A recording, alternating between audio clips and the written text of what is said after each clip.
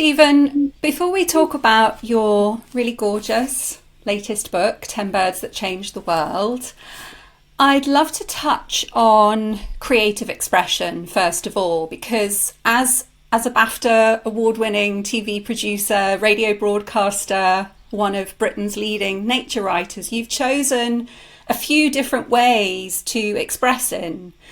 And so, first of all, I'm curious about what creative expression means to you, and then I'd love to go a little bit deeper with a few more questions. That's very interesting. I think I'm writing for I would say two groups of people. The first people I'm writing for, or making TV programs for, or doing radio programs for, is an audience of people, very diverse, very varied, but all, I hope, either with a passion for the natural world or who would like to get interested in the natural world. And the second person I'm writing for is me. Everything I do is about wanting to express things that I want to express, sometimes very personal, sometimes not, sometimes just something I'm intrigued by. So I suppose it's as simple as that, really. You know, I've got this sort of dual approach when I'm writing. I take David Attenborough's view from many years ago when he was a controller of BBC Two, that he said, well, if I find something interesting, I hope the audience will as well. And that's sometimes not things I know about. You know, it's not just about writing about stuff I know, it's just finding stuff. Yeah, lovely. So a real sense of there's something in there for you, whether it's a deeper exploration, a way to find a bit more clarity or truth, but also a way to connect to other people who you sense are wanting to move towards the areas that you're moving towards. That really resonates with me. Definitely. Yeah, I mean, when I wrote a PhD about myself, which caused much amusement and hilarity and some annoyance amongst my family and my friends who've done proper PhDs, I called it an evangelist for nature, because that's what I am. My job is to try to convert people who are either semi-converted already or not at all, or perhaps very converted and more knowledgeable than I am, which many of my readers are, but to get them to think differently, or get them to be more enthusiastic, or get them to do things that are connected with the natural world. And that sounds a little bit sort of over-religious, but it's the only analogy that works for me. It works for me too. I completely understand what you're saying. And I'm curious because I've spoken to somebody else about this area of people who are supposedly the most in need of conversion because they are so disconnected to the natural world. They're so disinterested in nature.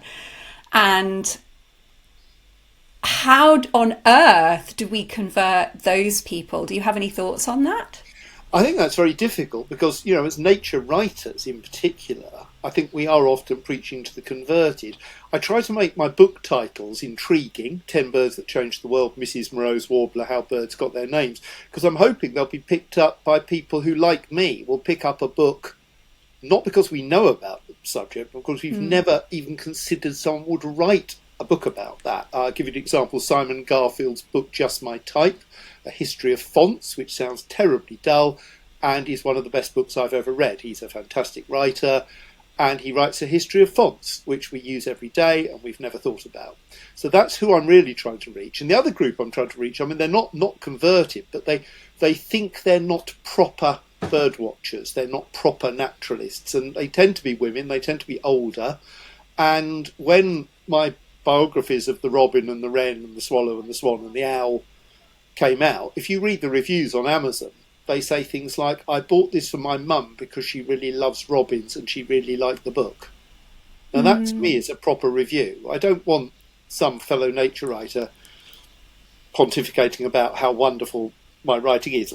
I love it, of course, if they do that. But, you know, it's the fact that someone's mum likes it because, you know, and that sounds a little bit patronising, but I'm not trying to be. I meet so many people who put their hand up in talk I'm giving, and they're usually women and they're usually slightly older than I am, which is quite old, and they say things like, well, I'm not a proper bird watcher, but, and then they ask a question which is a really interesting and intelligent question, or they give a little anecdote about something they've observed.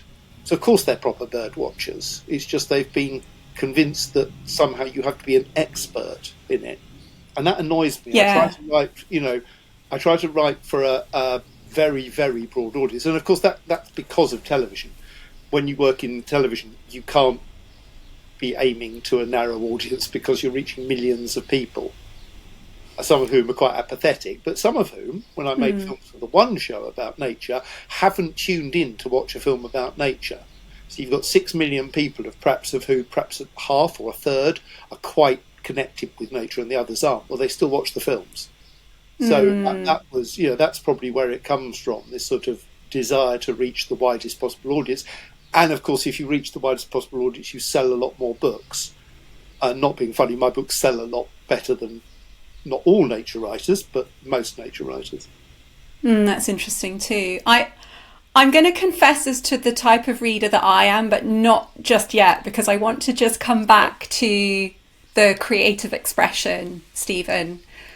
I feel like the more time I spend in nature, the more I sense a kind of innate creativity in the natural world, and the more I really tune into that, I can feel it moving through me, and it seems to explain that desire I want to share and to grow and to connect. And I sort of have this sense that the urge to create isn't just a sort of artistic or intellectual phenomenon. It's part of this evolving, this need to want to transmute, to shape, to become something else, to grow into something else. So I'm curious to hear your thoughts on that, and perhaps some ideas of what creativity, what you've learned about creativity from nature. That's very interesting. I mean, I suppose to put it bluntly, and I realised this in more or less the opening paragraphs of my book on the robin, and I called it the Robin of Biography because I wanted it to be a complete view of this bird. I realised that actually there are two robins out there. One robin is the biological robin, the robin that, like any other living creature, goes about its daily life and really barely notices us. I mean, robin's not a very good example of that because, of course, they live very close to us. But most living creatures, yes, they do come across us from time to time, sometimes in a hostile way from us and sometimes not. But broadly, we're irrelevant to them. And they get on with their lives, often very, like James Dean, they live fast and die young. And they are driven by instinct, although I'm more and more inclined to think that they're driven by more than that. There are issues about the way birds behave and play that can't just be described with instinct. But if you like, that's the scientific version of the bird. And it's very interesting. I'm not a scientist. I did an English degree. But I'm fascinated by the behaviour and of birds, particularly when birds are very different from other birds, like wrens, for example. But then there's this other robin, or the other wren, or the other swallow, which is the cultural version of it. And that, of course, is a purely anthropocentric and anthropomorphic iteration, if you like, of the bird. But, when we write poetry about birds, when we are inspired to write music, and indeed nature writing, in a sense, it's not really about the bird at all. It's about the bird and what it means to us. So it's very human-centric. Now, there's a real danger in that.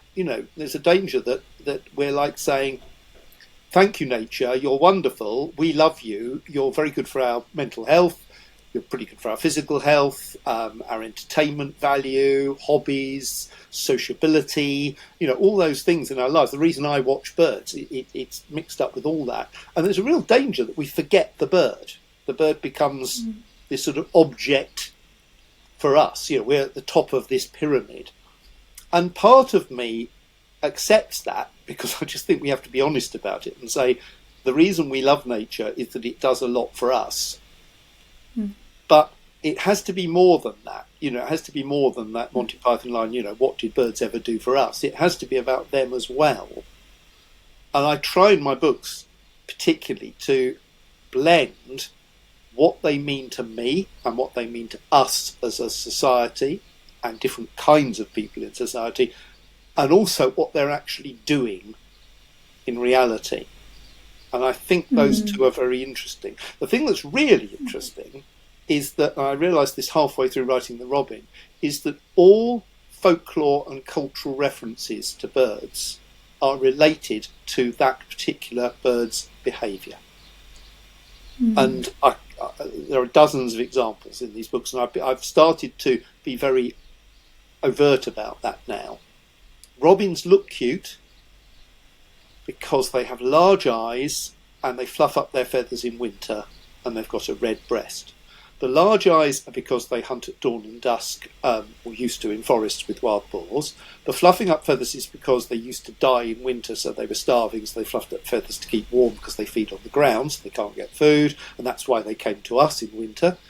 And the, what was the third thing? The red breast. The red breast is a signal between males and females. So again, we find it attractive. Robins are really attractive. They're very cute. But none of that is related to their biology, but we have taken it and used it in our culture. And the same is true of all other birds. You know, their behaviour leads to the way we respond to them. And that includes birds we consider to be evil, like crows because they're black, or magpies because they steal other birds' eggs and chicks. You know, so we can't avoid this. I just think we have to be really honest about it. But we also have to be aware that the bird is an independent entity on its own as a species and as an individual. And so we shouldn't really romanticise them, but we do. Sorry, that was a very long answer to a... It's great. I was so fascinated by, like, the word mismatch comes to me, this sense of the sort of the bird and the truth of what it's doing, the truth of its behaviour versus the interpretation that we layer on top. And that's going to depend on the kind of day that we're having, the kind of argument that we want to make in the particular essay that we're writing at that moment in time. And it's so interesting because what it was making me think of is not only are we shaping nature to fit what we want to say on the page, but we're also trying to control it in many other ways as well. And we talk about nature as if we're separate from it, but we are part of nature. We talk about man and nature, sexist way, or humanity and nature, but we are part of nature. But the paradox is, as soon as we make television programs about it, or radio programs, or write about it, we are separating ourselves from nature because nature can't do those things.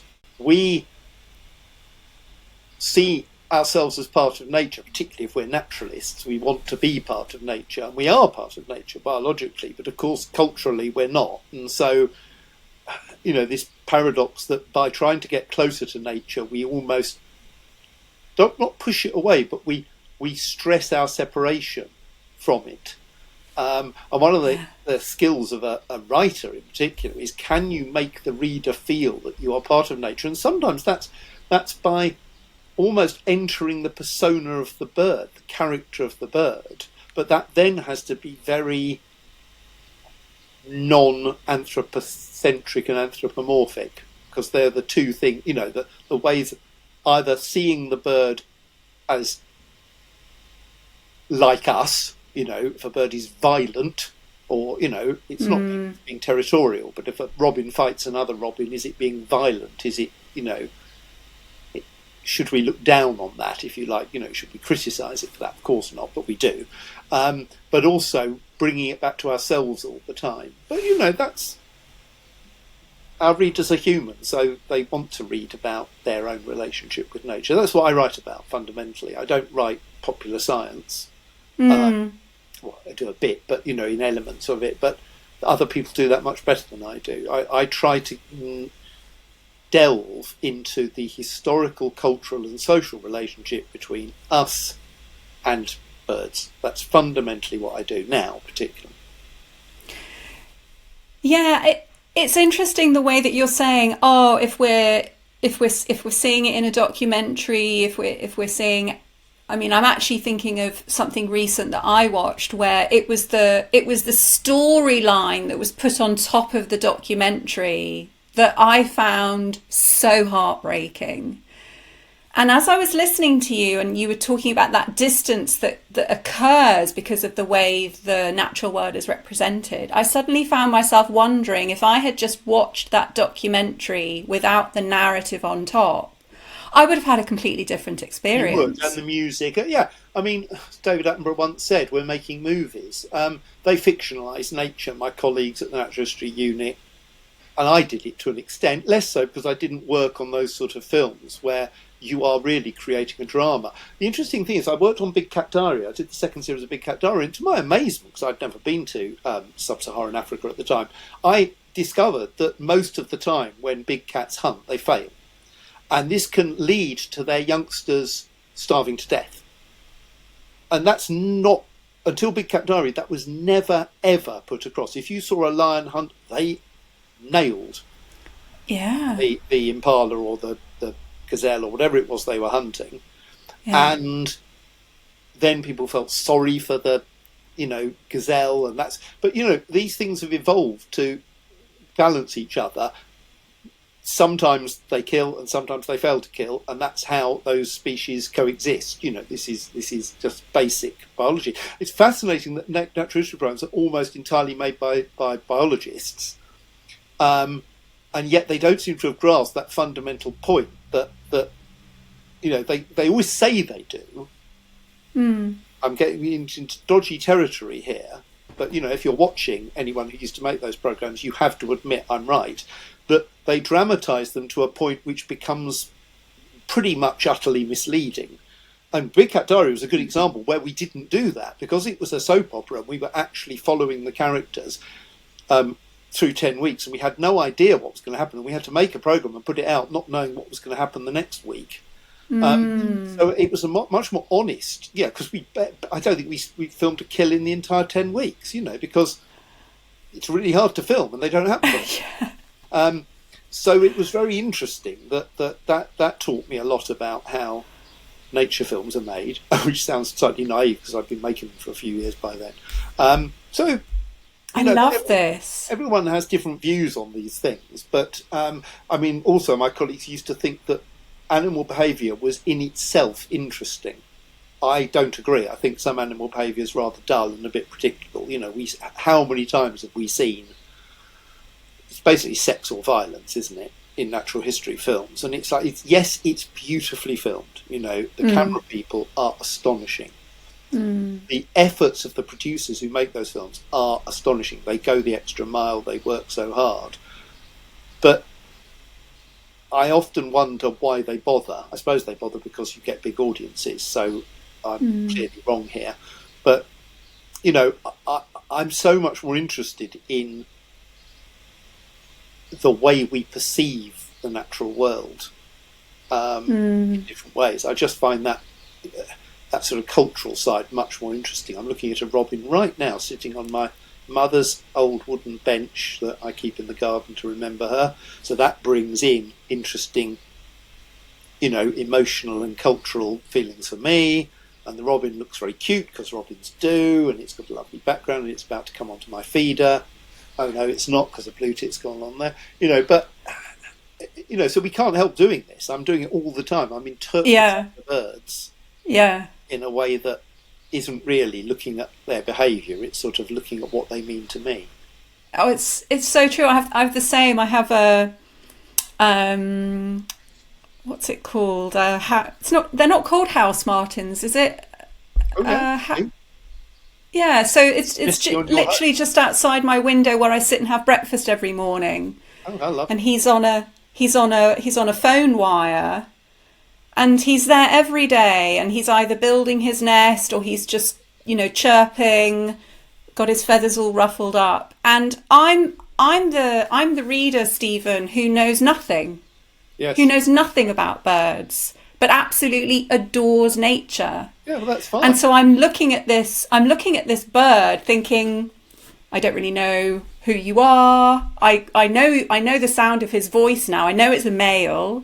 But that's it. Yeah. And I absolutely love it. I love not knowing anything about it. Let me tell you something about house martins. We've named them after the place we live. And in French, they're called hirondelle de fenêtre, window swallow. And in German, window swallow is one of their nicknames. So they live alongside us more than any other bird, except perhaps the house sparrow, and you could argue perhaps the barn owl. They're the three literally named after the places we live. House martins will leave in September and go off to Africa, and millions of them from Northern Europe and Southern Europe and Asia. We have no idea where they go. Literally. Swallows, we know where they go. They roost in huge roosts. I've been there. House martins, we don't. Now, at some point quite soon, someone's going to put a little tracker on a house martin and find out where they go. We think it's somewhere in Central Africa. They don't flock together in winter, so there's just millions of them, but individually flying around the skies in places no one ever goes, like Congo and Central African Republic. And I just find that utterly fascinating. That Me too. And then the house sparrow, which possibly lives where you live as well, that won't travel more than half a mile or a mile from where it's born in its entire lifetime. And yet they're both there. So, those different strategies that birds have, I find utterly fascinating. And that's why... That was what I got to learn about in your book. Here's a confession, Stephen. I wouldn't have read this book because I would have been too afraid. I would have been like, I'm not going to understand it. I don't know about birds as much as I realise I've always wanted to read a book about birds, but this, it didn't scare me. It actually moved me to tears several times.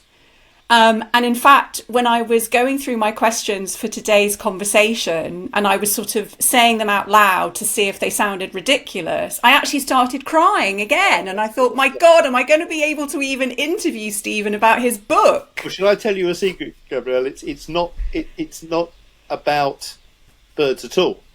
It's about us. It's 10 birds that changed our world. It's called The World, but it's our world. Yeah. And it's 10 stories that in very different ways, some of them very much over long periods of time, others in very single, very specific periods of time, changed something about human history. And what fascinates me, when you write a book, when you write any book, you come across, you know what it's about. It's about 10 birds that changed the world. It's 10 stories through historical time of birds that changed something in history. That's simple. The question that always occurs to me while I'm writing it, rather than before or after, is what's it really about? What Henry James called the story of the story. What this book is really about is when you mess about with nature, when you try to control it, it will bite you back. And fundamentally, that old story that, we might destroy ourselves, but nature will still be here is true. But it's also true in very specific stories that now sometimes it doesn't win. We can destroy, obviously, entire species. There's a chapter on the dodo in there. But in the end, it's about elements of human society that have been affected and changed by specific species of bird. It came to me one day, as ideas for books tend to. It tends to be when I'm cycling. I go on a bike ride most mornings, and I'll suddenly think, oh, that's a good title, or that's a good thought, and then I mull over it for a while. And then in this case, it was during lockdown, I offered an idea of a diary of lockdown to my publisher's Faber, and they said no, and they were so mortified. They said no. They were right to say no. I eventually published it with a much smaller publisher, which was a very good way of doing it. But they were right. It wasn't the sort of book they produce, which is fine. And they were so mortified that they said, have you got any other ideas? And I said, well, yeah, I've got this idea called 10 Birds That Changed the World. And they went, yeah, fine. And then I was like, oh, damn, I better write it now, And also you had to decide on the 10 birds, because I'm gathering from the acknowledgements that it was quite a collaborative process. The 10 birds didn't just arrive on your doorstep straight away. As my friends I acknowledge in it would tell me, they would say, well, we thought of them all for you. Well, they didn't quite. What happened was I asked various friends, I said, what would you put in it? And there were probably 5 birds that just came up. Everyone said dodo, pigeon, Darwin's finches came up a lot. for obvious reasons. So it's not even 10 birds, it's like 20-something birds. But anyway. Gosh, what else did people come up with? Penguin? Turkey. I decided to talk about turkey. Eagle came up. If Donald Trump gets elected this year, God help us, I probably can't travel to America again because I've been reasonably critical of him in my chapter about eagles. So, you know, but other people have guessed other ideas or suggested other ideas, and I nearly did them. You know, there was a sort of short list, long list, and then short list. And even towards the end, I had chapters in there. I had a chapter on the nightingale, which I didn't write. I was about to write it. And it was about, obviously, how it's influenced poetry and music. And I thought that would be easy to write because their poetry in particular I know quite a lot about, music less so. And then Sam Lee, the wonderful musician who sings with nightingales, produced almost, perfect book about nightingales and culture. And I just thought, well, there's literally no point in doing it. He's done it. But I'm glad I didn't do it because I was very determined with 10 Birds That Changed the World to stop it being parochial. One of the big problems with British nature writing is it's always focused on Britain and where we live, mainly because that's what we experience. And I wanted this book to be global, and therefore, although there are birds in it that are very much known to the British, raven and pigeon being the two obvious examples, the stories I tell are mostly not based in Britain. The nightingale would have been entirely focused on Britain because no other nation has any interest in nightingales culturally. Maybe that's not quite true. The ancient Greeks and the Romans and, some European nations, and composers have used their songs. So, yes, it is used, but the British have this sort of obsession with them, thanks to John Keats, etc. So I'm glad I didn't do Nightingale in the end, although it would have been a lovely story. It's great to get that insight, Stephen, that the idea came on the bike and then it began to evolve as you kind of discovered the story under the story. And also, I mean, you've got 10 chapters, but each of the chapters also have other birds that introduce themselves. And actually, I think it was I'm just trying to remember, there's a honey bird in Australia. There's honey guides in Africa that I write about. There's the emu in Australia. There's the great story of the emu. The regent honey. Oh, the regent honey eater. Yes. Yeah, there's literally just a paragraph on that, but I haven't been able to stop thinking about it because that seems like such an incredible metaphor that I suppose for me, this idea that in this online world, are we really expressing our true voice? Are we sort of hiding our voice? Because, well, perhaps you share the story about what's happening to these birds and then we can dive in about the metaphor. Honey eater is one of dozens of species of honey eater in Australia. They don't actually eat honey. They eat a sort of... can't really know how to describe it. It's stuff that comes out of eucalyptus trees, like the gum on trees. Oh, okay. And they feed on this, and there's lots of species, and most of them are quite common, and some aren't. But the regent honey eater is incredibly endangered. There's a few hundred pairs left. They're in a range, I think, the size of England or Great Britain, so it's a huge range.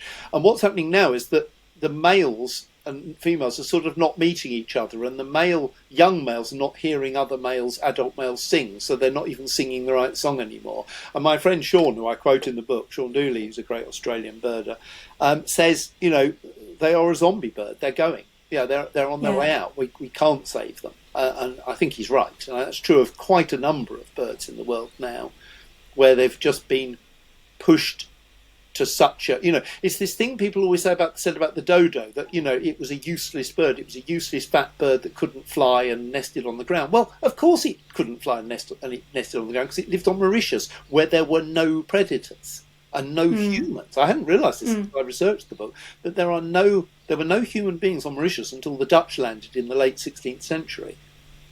It was not an inhabited island. Yeah. Rather like New Zealand before the Maoris came. And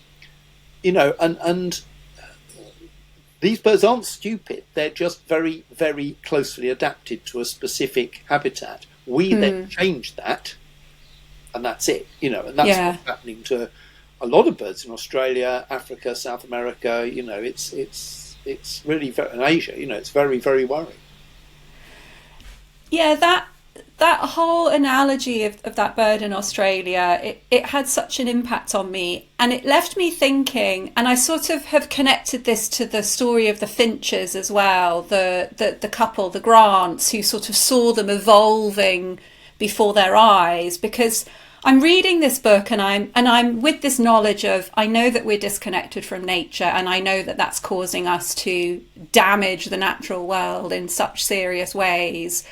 Why are we becoming so disconnected? How can we rectify that?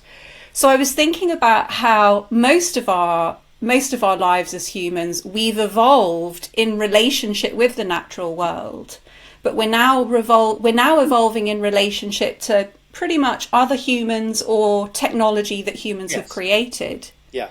No, we And are. so, Although it's not, it's always, it's not correct, of course, to say, yeah, we cause more damage now because there's more of us and we can.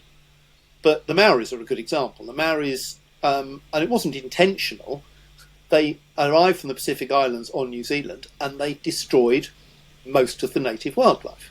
And they did so in a number of ways. They did so by actually killing it to eat, which was fair enough, they were hungry.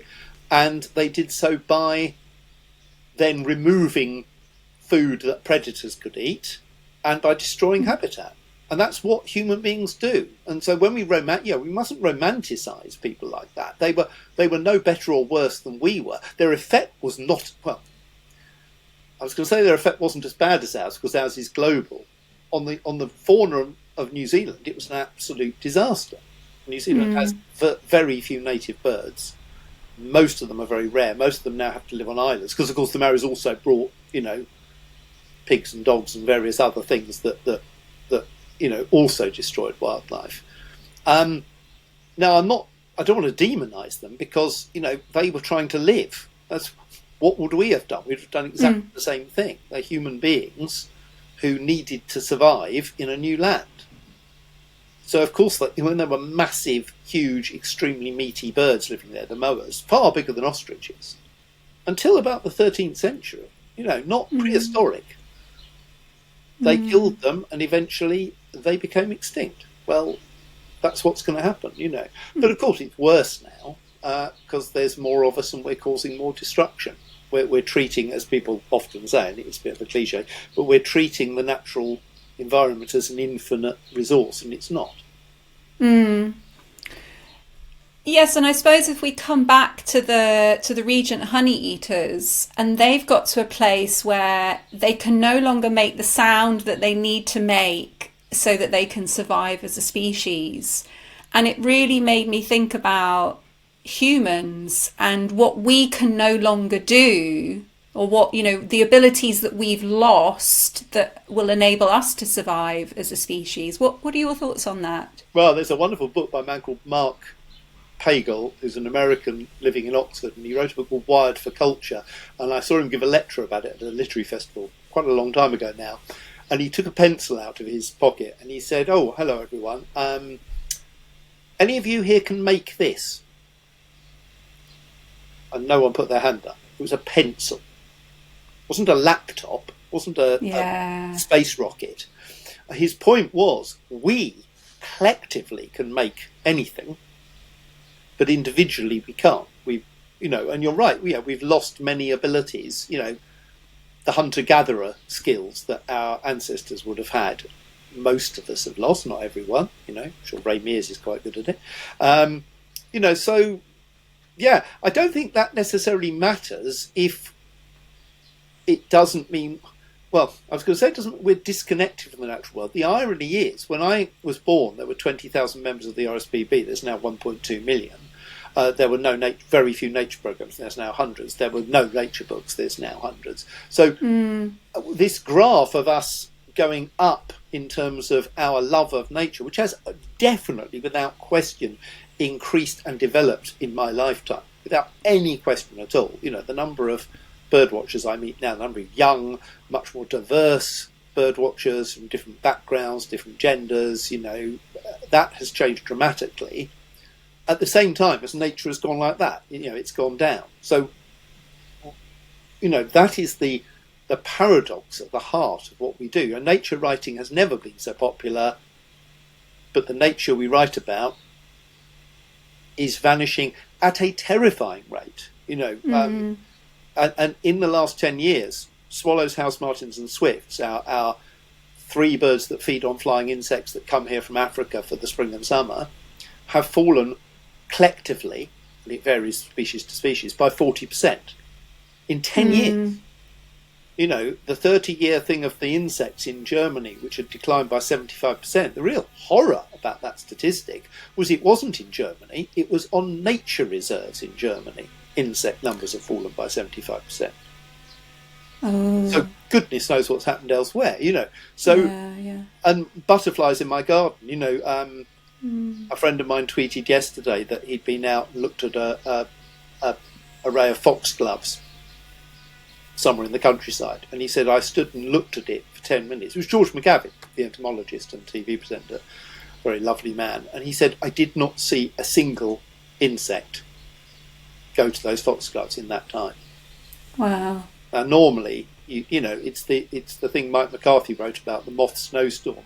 You drive back 30, 40 years ago, you drive home at night, and you'd have to clean your windscreen in the morning, and your number plates covered in dead insects. That's just gone. So I think we are on what Dave Goulson calls the insect apocalypse, and we might be on the bird apocalypse because birds feed on insects. So I think it's getting faster and more frightening, and I'm a real optimist. But in the last couple of years, I've felt less optimistic. One of the things that I really was left thinking about with your book, Stephen, thinking about all of the demises that you're discussing, because obviously you've got the frenzy in China that then caused all of that disruption to the food chain because of all the birds that were killed, the sparrows, and then the emperor penguin and extinction. Because a lot of my training has been about doing vision quests in nature, so therefore being in nature and sensing nature through all of my five senses, but also through the kind of that sixth sense of what am I experiencing here beyond that which I can see.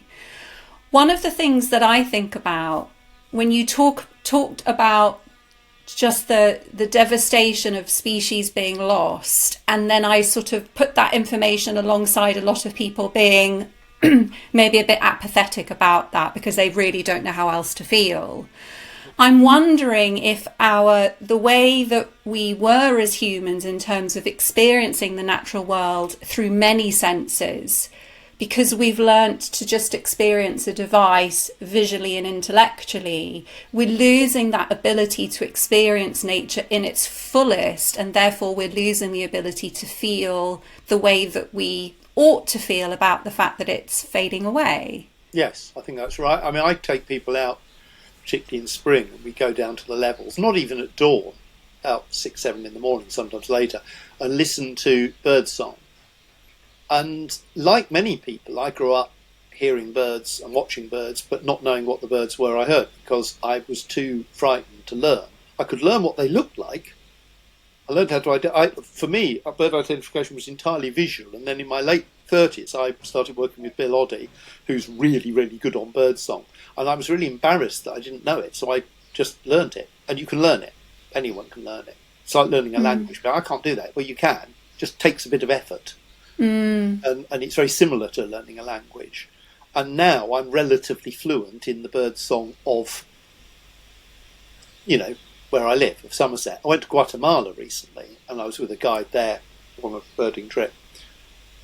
And I didn't know a single bird song. I mean, even quite common ones we kept hearing. I said, what's that again, Roland? And it's like, oh yeah, of course it is, And perhaps 5 or 6 I got to learn during the whole trip. But I felt completely useless. If I saw a bird, I usually knew what family it was, and I sometimes knew what species. Yeah. But my, so interesting. It was like being taken back to my childhood where I knew nothing about birdsong. And it feels like it's magical when you go out. I take them out and I go, oh, garden warbler, blackcap, reed warbler, particularly the warblers because you don't really see them. But it's not magic. It just takes a bit of effort. And you can learn. Now, whether you should learn is another question. This is an interesting thing, about giving birds names. I wrote about that in a book called Mrs. Moreau's Warbler, how birds got their names. And I raised the point, and I quoted various people who were saying, including John Fowles, the novelist, saying, well, actually, it was Joanne Harris said a named thing is a tamed thing. If we name things, we are imposing our sort of imperialistic human view on them. And that's sort of true, except that if you don't know their names, how are you going to know what they are and what they're doing? It's no use saying that funny little bird does this, So I feel quite strongly that and I said this in the book, that naming is very important. But learning what things are is important, actually. But I say that, but I can't do it with plants. I can name a few, dozen or so wildflowers when I go out. I sort of know what they are, and I'm being lazy. I'm not bothering, and I should do. Thank you for sharing that, Stephen, because I struggle with naming something in nature, but I am so fully aware of my experience of being in its presence, of what it looks like, its shape, its smell. And I feel that I have some resistance to the naming of it. And as I was listening to you, I thought, I wonder if there is something in terms of I don't want the name to replace all of the myriad experiences that I'm having with it. I think that can be true. And obviously one can look at, say, a dragonfly and not know what species it is and still marvel at what an extraordinary thing it is. But again, I used to, until I met Bill, I knew nothing about, I could identify 5 or 6 common butterflies that we all can, and no dragonflies at all, I don't think. I think I knew the difference between a dragonfly and a damselfly, and that was it. And again, we went filming, we saw them, and I started to learn them and got very interested in them. And I think it does help, because it means I know that butterfly is in an unusual place because it should be in this habitat, but it's here. Why is that? And I remember talking to Matthew Oates once, the great butterfly man, and saying, "Look, I've had brown argus in my garden in Somerset. I thought that was a bird of the Mendip Hills sort of thing, chalk downland and things." And he said it is, but they wander in summer, and so you get them. And I was like, so I've learnt something about butterfly. It's not a typical butterfly for my garden. And then I would see them for a few years afterwards, and now they seem to have disappeared again. But yeah. I think, I don't know, I think at the risk of being controversial, I think there is quite a strong gender divide. I think most men like naming and listing, and most women don't. And that you might argue that therefore those men aren't really seeing and experiencing the creature. They're naming it and ticking it off on a list and moving on, which a lot of twitchers do. Now, there are women twitchers, there are very good women birders, there are women tour leaders who are fantastic at identifying the birds. But what I would say is that the majority, and this may be a cultural thing, it may not be to do with anything innate, and this is an area that I, as you can probably tell, know nothing about, but I've observed it very strongly. When I first met my wife, she would say, "Why is that bird doing that?" And I said, "I don't know. Why would I be interested in that?" And she taught me to look closer and to think and try to work out why something is happening. And she can identify all our garden birds and many other birds, but she's not very interested in having to name everything. She certainly wouldn't keep lists of it. Now, that's one personal experience. And as I say, I know some women who are absolutely obsessive field birders and twitchers, as we call them, and some men who aren't at all like that. But you notice it when you're out, and that, of course, led for many years for women feeling they were second best when it came to particularly bird watching. They felt there were fewer of them out in the field. They noticed that. They felt out of place, and still do.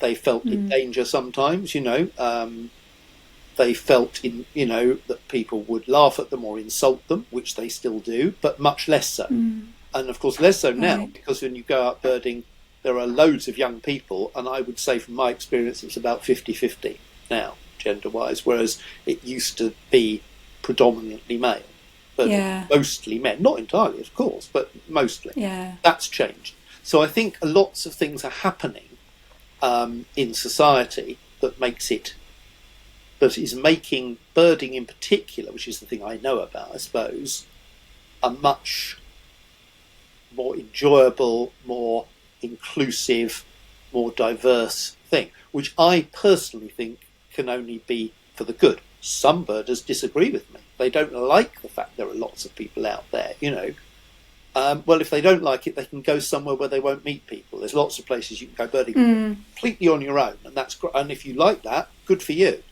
Yeah. But if you go down to RSPB Hamwall to see the starlings, you will meet 500 people, and some of them, as an old boy said to me once, they haven't even got binoculars. Well, that's fine, isn't it? Because they've come to see the starling murmuration. They'll probably enjoy it more without binoculars because they're actually feeling it around them. So I think socially these things are interesting, and I think your view of nature is different from mine, and there is room for all those different views, and they overlap a lot. Of course, there's the Venn diagram.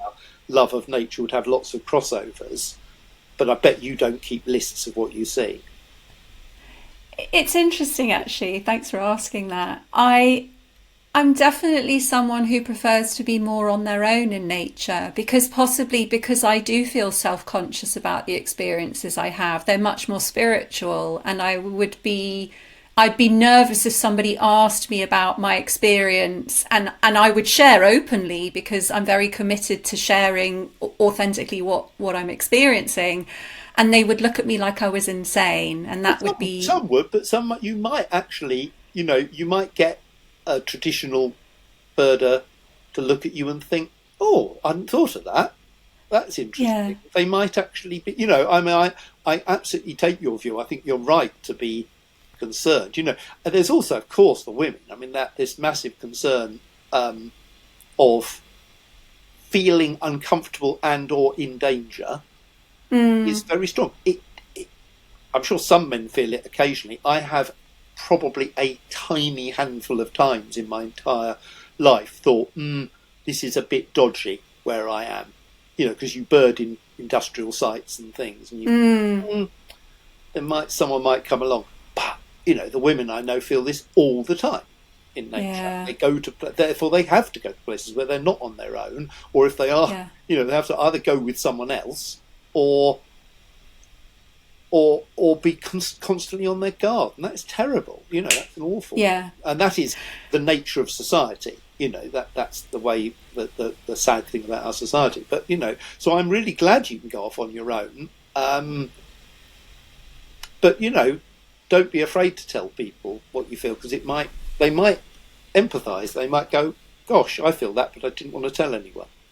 Yeah, I appreciate that, Stephen, because actually this is making me reflect on something that I've been quite fascinated with, which is when I look at adaptive tendencies that happen, like, for example, the leaf-tailed gecko has beautifully adapted to be completely invisible on a branch. Or you've got the false coral snake who's looking almost identically like the poisonous coral snake.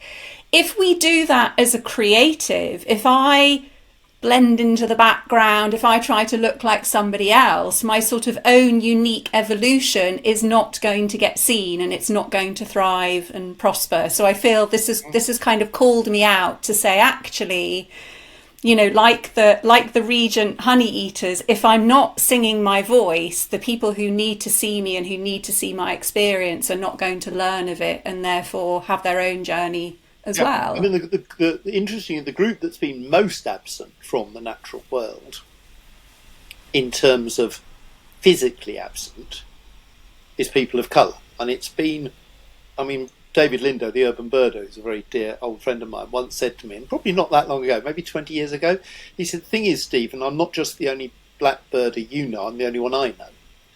Now, that has changed dramatically, and there's now a group called Flock Together, who are a group of young people of colour in London who went, we're quite interested in nature, let's see if our friends are, and let's go out together, hence flock together, in groups of up to about 30 people around, London nature spots, and, enjoy ourselves and go for a walk and see it. And their presence has, therefore meant other people have felt they can go as well and join them. And they are very inclusive, which always happens with these things is some idiot in, one of the newspapers will say, this is it's like if a women's group goes out, or there's a group of Muslim walkers somewhere in the north of England who go out to places and they get criticised for being exclusive. Well, they're not, are they? They're saying, look, we don't really feel we have a presence. We feel uncomfortable in the countryside or nature, so we'll go together.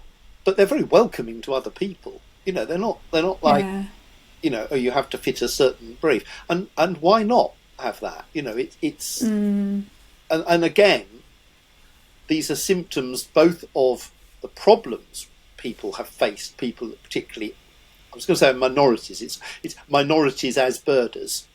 I mean, women are clearly not a minority, but they were in the birding context. But also the solutions people have found of saying, well, sod this, I'm going to go out and, we're going to ignore people if they're critical. I mean, the famous one that's happened to friends of mine who they go as a couple, two friends, male and female, and they'll be walking down the path and a guy will be coming towards them and say, oh, have you seen anything about? Classic greeting, friendly, only who does he address it to? The man. And the man turns to him and says, don't ask me, mate, I'm just along with my wife or my girlfriend or my friend, she's the birder. And that happens, I know many women birds who say this just happens all the time. Yeah. But again, the more of them out there, the more this will change, and it is changing, And if you go to the Global Bird Fair, which takes place, this is a little plug for it, in Rutland in mid-July, it is global, so there's people from all over the world of different backgrounds and ethnic groups and whatever, but also just the general audience is incredibly diverse in terms of age and gender and background, and that cannot be overstated how important that is. When I grew up, I knew my first birding friend when I was 11. We sat next to each other at school. He's my daughter's godfather. He's still a very dear friend. And my second birding friend, I was 29. That was it. And Bird Fair started, and I met other people. I started writing, and I met other people making friends. And it's very hard to explain that to any young birder coming in today, that because they all know loads of other people who do it. Yeah. So, as I say, things have improved a lot. Things have improved, nature's disappeared, but, can't have everything. Yeah, that's interesting reflection. Stephen, that hour has just whizzed by. Sorry, I've waffled a lot. It's been such a treat, and I'm glad that I got to confess to you how much this book made me cry, how much I would have been too afraid to pick it up, and how grateful I am that I actually have now read it. Really sweet, Gabriela. Thank you so much. Thank you.